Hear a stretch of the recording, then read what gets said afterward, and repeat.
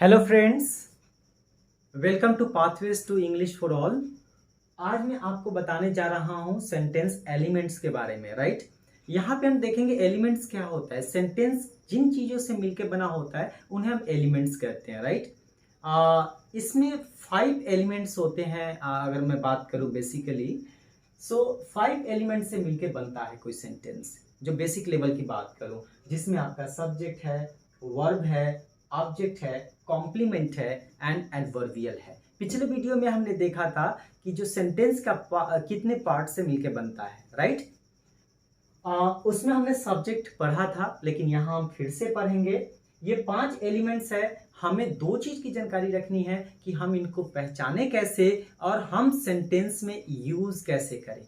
2 चीज है कि हम इसको आइडेंटिफाई कैसे करें और हम इसे सेंटेंस में कैसे यूज करें। राइट, तो यही हमारा ऑब्जेक्टिव है। तो चलिए अभी हम देखते हैं आइडेंटिफाई करना कि Sohan is doing his homework. ये एक सेंटेंस है, तो हम किसके बारे में बात कर रहे हैं? सोहन के बारे में बात कर रहे हैं, इसलिए सोहन सब्जेक्ट हो गया।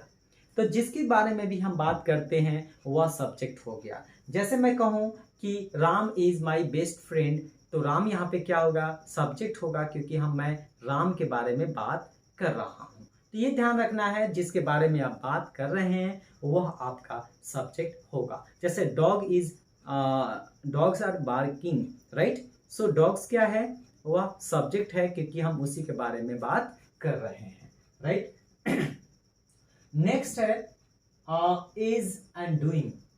तो ये दोनों के दोनों वर्ब है। अब हम कैसे पहचानेंगे कि दोनों क्या वर्ब है? तो हमें देखना होगा। वर्ब 2 प्रकार के होते हैं। एक होता है एक्शन वर्ब और दूसरा होता है नॉन एक्शन वर्ब। ये कैटेगराइज मैंने यहाँ पे किया है केवल आपको समझाने के लिए, सेंटेंस के स्ट्रक्चर को, ताकि आप सही तरीके से यूज कर सके। तो मैं डिटेल में ज़्यादा नहीं गया हूँ। सो एक्शन वर्ब किसको कहते हैं ऑलरेडी आप जानते होंगे कि जिससे काम होने का बोध हो, या जिससे काम का पता चले, जैसे कि jump, teach, speak, listen, look. Right, ये राइट, रीड, ये सारे के सारे एक्शन वर्ब है। राइट, और एक्शन वर्ब के फॉर्म होता है first form, second form, third form, fourth form and fifth form. Fourth form कह सकते हैं या आईएनजी फॉर्म भी उसको कह सकते हैं। राइट, तो मैं यहाँ पे इसको फॉर्म के साथ लिख दूं, आईएनजी फॉर्म या फोर्थ फॉर्म। राइट, और फिफ्थ फॉर्म होता है एस या एस वाला फॉर्म जो होता है। जैसे मैं अगर लिख दूं डू का डज, तो एस और एस वाला फॉर्म हो जाएगा। राइट, नॉन एक्शन वर्ब, जिसको हम ऑक्सिलरी वर्ब भी कह सकते हैं, इससे आपका एक्शन का पता नहीं चलता। ये जो है ना, जैसे is, am, are, was, were, do, does, did, has, have, had, can, could, shall, should, will, would, must और टू, ये जो लिमिटेड है बहुत। राइट, 24 या 30 के आसपास होगा। ये जो लिमिटेड वर्ड है ये आपको नॉन एक्शन वर्ब होते हैं। क्यों? क्योंकि ये मीनिंग नहीं देते। ये सेंटेंस के स्ट्रक्चर, इनका एक अपना फंक्शन होता है। बहुत सारे फंक्शन होते हैं और इसमें से कुछ जो है टेंस मार्कर का काम करते हैं, मतलब टेंस के आइडेंटिफाई कराने में मदद करते हैं। जैसे कि is, am, are, was, were and do, does, did, has, have and had. खास करके ये जो ऑक्सिलरी वर्ब है, ये नॉन एक्शन वर्ब है, इसको हम टेंस मार्कर भी कह सकते हैं, क्योंकि ये टेंस को आइडेंटिफाई कराने में मदद करता है। Right, can, could, shall, should, ये सब की बात करें जिसको हम मॉडल्स कहते हैं। राइट, ये भी, इनके कई सारे फंक्शन होते हैं। राइट, एक एक जो होता है एक दो टेंसेस को भी रख सकते हैं। राइट, तो इसको हम डिटेल में यहाँ पे पढ़ने नहीं जा रहे हैं, केवल हमें आइडेंटिफाई करना है कि ये कैटेगरी जो है नॉन एक्शन वर्ब का है और ये कैटेगरी जो होगा ये आपका एक्शन वर्ब का होगा। राइट, तो हम कह सकते हैं कि ये ऑक्सिलरी या नॉन एक्शन वर्ब है, ये एक्शन वर्ब है।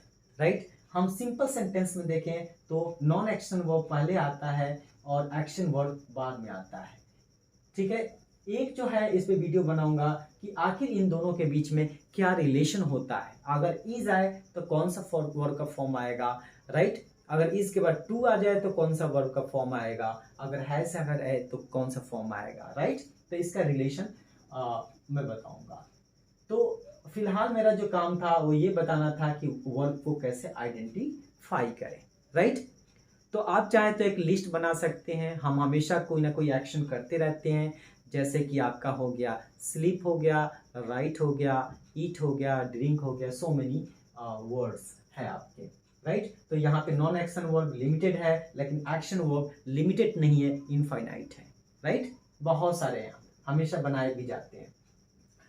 अब हम बात करेंगे ऑब्जेक्ट की तरफ, जो कि काफी इंपॉर्टेंट है ये समझना। हिज होमवर्क, ये हमारा ऑब्जेक्ट है। अब आप कहेंगे कि कौन सा ऑब्जेक्ट है, आपने कैसे पहचाना, राइट। ये जानना बहुत जरूरी है। तो ऑब्जेक्ट जो होता है यह एक्शन का रिसीवर होता है। क्या होता है? ऑब्जेक्ट जो होता है एक्शन का रिसीवर होता है। जैसे हमने देखा कि सोहन ने एक्शन को किया, तो सोहन डूअर हो गया, एक्शन किया, और ये एक्शन इस पे किया गया। सो करने का काम किस पे हो रहा है? होमवर्क पे। क्या किया जा रहा है? होमवर्क किया जा रहा है। तो आप चाहें तो व्हाट लगा के भी क्वेश्चंस आप पूछ सकते हैं। क्या किया जा रहा है? Homework, right. सो व्हाट लगा करके ये जो पूछते हैं ये आपका ऑब्जेक्ट आ जाता है, राइट। अब हम देखेंगे कि ऑब्जेक्ट कितने प्रकार के होते हैं, राइट। सो ऑब्जेक्ट जो होगा वह 3 प्रकार का हो जाएगा। एक हो जाता है डायरेक्ट, जिसको हम DO लिख देंगे, डायरेक्ट ऑब्जेक्ट। दूसरा होता है इनडायरेक्ट ऑब्जेक्ट, और तीसरा होता है रिफ्लेक्सिव ऑब्जेक्ट, राइट, जिसको हम RO लिखते हैं। ये आपके लिए हो सकता है बहुत नया हो, लेकिन मैं आपको बता रहा हूं कि कैसे आप समझेंगे, कैसे आइडेंटिफाई करेंगे। एक और सेंटेंस लेता हूं मैं, ही हर्ट हिमसेल्फ। ऐसे मैंने इसका प्रोनाउन में वीडियो बनाया हुआ है, रिफ्लेक्सिव प्रोनाउन के नाम से। प्रोनाउन ही हर्ट, प्रोनाउन फर्स्ट के नाम से, ही हर्ट हिमसेल्फ। इसमें क्या है कि ही सब्जेक्ट है, हर्ट सेकेंड फॉर्म है यानी वर्ब है, और हिमसेल्फ जो है यह RO है। अब RO क्यों है? रिफ्लेक्सिव कहने का मतलब कि ये जो एक्शन किया ही ने, हर्ट करने का, चोट पहुंचाने का, ये और किसी पे नहीं किया, ये हर्ट पहुंचाने का काम खुद के हुआ, खुद को चोट पहुंचाई उसने। तो ये जो एक्शन आगे नहीं गया, खुद सब्जेक्ट पे हो गया, यानी सब्जेक्ट डूअर भी है और रिसीवर भी है एक्शन का, यानी एक्शन इसी पे हो रहा है। तो ये आगे की नहीं जा रहा है, ये बैक चला जा रहा है। इसीलिए यहाँ पे जो यूज किया गया है वो सब्जेक्ट के हिसाब से किया गया है। यहाँ पे ही है इसलिए हिमसेल्फ है, अगर शी होता तो हरसेल्फ होता, राइट। तो ये आपका रिफ्लेक्सिव ऑब्जेक्ट इसीलिए किया जाता है क्योंकि ये रिफ्लेक्ट हो जा रहा है सब्जेक्ट की तरफ, राइट। अब हम दूसरा सेंटेंस एक और देखते हैं, सिंपल सा सेंटेंस जो कि मैं बराबर यूज करता हूं, आप लोगों के लिए भी यूज कर रहा हूं। I teach you English. Okay, so I teach you English. तो आई क्या है? सब्जेक्ट है, क्योंकि आई के बारे में बात कर रहे हैं। टीच क्या है? वर्ब है। और यू क्या है? ऑब्जेक्ट है, और इंग्लिश भी है, ऑब्जेक्ट है। लेकिन पता लगाना बहुत जरूरी है कौन सा ऑब्जेक्ट है। यहाँ पे एक ही ऑब्जेक्ट है, तो हमेशा ध्यान रखना जहां पे एक ऑब्जेक्ट हो उसको हम डायरेक्ट ऑब्जेक्ट कहेंगे, लेकिन 2 ऑब्जेक्ट है तो हम क्या कहेंगे? यहाँ पे ये डायरेक्ट ऑब्जेक्ट है, ये इनडायरेक्ट ऑब्जेक्ट है। क्वेश्चन यहाँ पे है कि आपने कैसे पहचाना, तो ये ध्यान रखना है। डायरेक्ट मतलब जो एक्शन, जो काम है ना, डायरेक्टली जो किसी पे हो वो डायरेक्ट ऑब्जेक्ट हो जाता है, ठीक है। जैसे टीच करने का काम सबसे पहले किसका? इंग्लिश।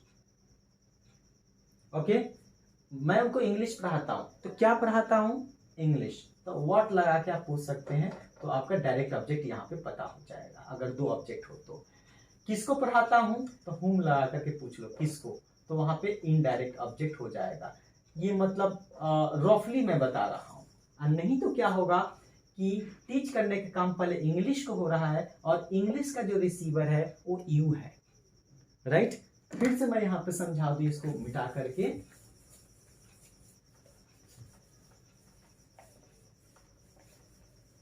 कि टीच करने का काम जो है इंग्लिश को हो रहा है, राइट। और यू जो है, यू केवल इसका रिसीवर है। क्या है? रिसीवर है, केवल इसको रिसीव कर रहा है, राइट। इंग्लिश को रिसीव कर रहा है। राइट। हम ऐसा तो नहीं कर सकते कि इंग्लिश यू को रिसीव कर रहा है, हो ही नहीं सकता, कोई ना कोई तो ह्यूमन बीइंग होना चाहिए। सो आई टीच, क्या टीच कराया जा रहा है? इंग्लिश। किसको? यू को।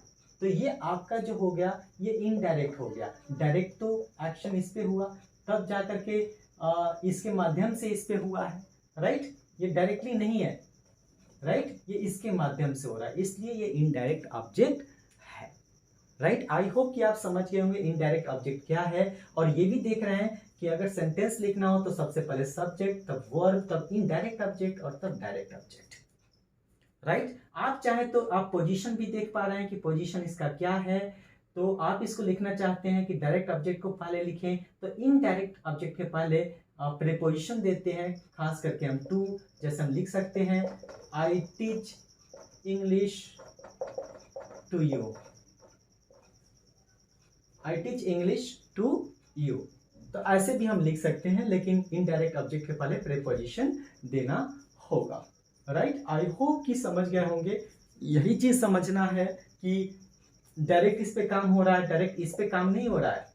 और इनडायरेक्ट ऑब्जेक्ट जो होता है डायरेक्ट ऑब्जेक्ट को रिसीव करता है, यानी डायरेक्ट ऑब्जेक्ट इस पे होता है, राइट। ये हमेशा आपको माइंड पे रखनी है। और ये चीजें आएंगी प्रैक्टिस से, राइट। ये चीजें आएंगी कंसेप्ट से। एक बार जब आप कंसेप्ट बिल्डअप कर लेते हैं तो आपके माइंड में एक फ्रेम बन जाता है, एक पैटर्न बन जाता है समझने का, राइट। तो हमने यहाँ पे देखा आपका स्ट्रक्चर, पोजीशन भी देखा कहाँ रखते हैं। तो हमेशा ध्यान रखिएगा कि वर्ब के पहले सब्जेक्ट और ऑब्जेक्ट जो होता है वर्ब के बाद होता है, राइट। सिंपल सेंटेंसेस में, असर्टिव सेंटेंसेस में, ठीक है। इनडायरेक्ट ऑब्जेक्ट भी आप समझ गए।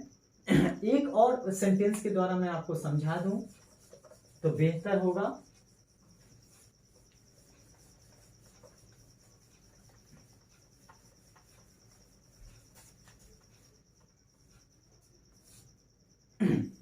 ओके, एक और होता है जो कि ये जो तीन होते हैं ऑब्जेक्ट, ये ऑब्जेक्ट जो है यहाँ पे मैं एक तरीके से मैं यहाँ पे सही से और लिख दूं, एक भूल रहा था मैं।